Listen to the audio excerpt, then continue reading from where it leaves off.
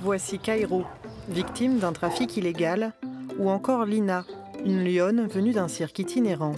Et ces babouins de Guinée sont d'anciens cobayes d'un laboratoire français, des histoires difficiles que tous les animaux du refuge partagent. Depuis 50 ans, ce sanctuaire a pour mission de leur offrir une seconde vie. Ruslan! Ici, ils sont chouchoutés par une dizaine de soigneurs, parmi eux Swenji. Chaque jour, il faut nourrir les animaux. C'est assez long pour 120 babouins à lancer. Mais aussi les soigner. Du coup, la plus grande partie, j'essaie de la mettre à l'intérieur de la cuisse. Ce médicament est pour le tigre du refuge qui souffre d'une maladie chronique. Coucou mon boubouille. Comment tu vas? Oh, mon garçon. Oui. C'est bon?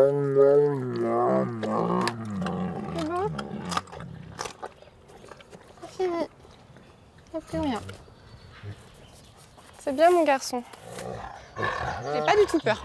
C'est le quotidien. Donc après, il ne faut pas être trop confiant dans notre métier parce que c'est comme ça qu'il y a des accidents, mais la peur n'évite pas le danger. Donc le mieux, c'est de ne pas avoir peur et d'être sûr de ce qu'on fait. Ces pensionnaires ont été trop abîmés ou trop imprégnés par l'homme pour être relâchés dans la nature.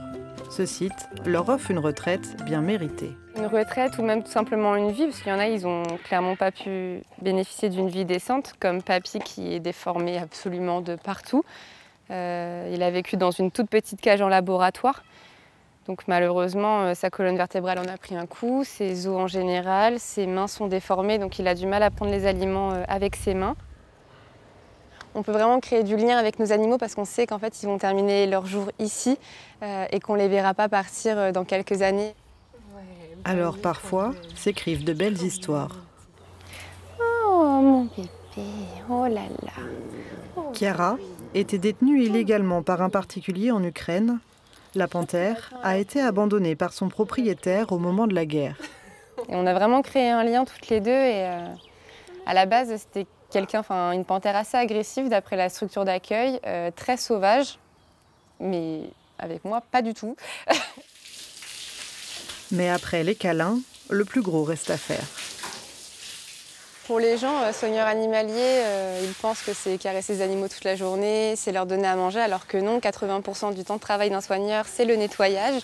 Donc nettoyage des enclos, des bâtiments, donc c'est-à-dire ramasser du caca, nettoyer du pipi, surveiller des plaies, donner des traitements médicamenteux prescrits par les vétérinaires. Donc c'est vraiment un métier très polyvalent. Dans ce parc, ils sont près d'1 millier d'animaux en détresse à avoir été recueillis. Pour leur rendre une petite visite, le refuge est ouvert tous les jours de l'été, de 10h à 19h.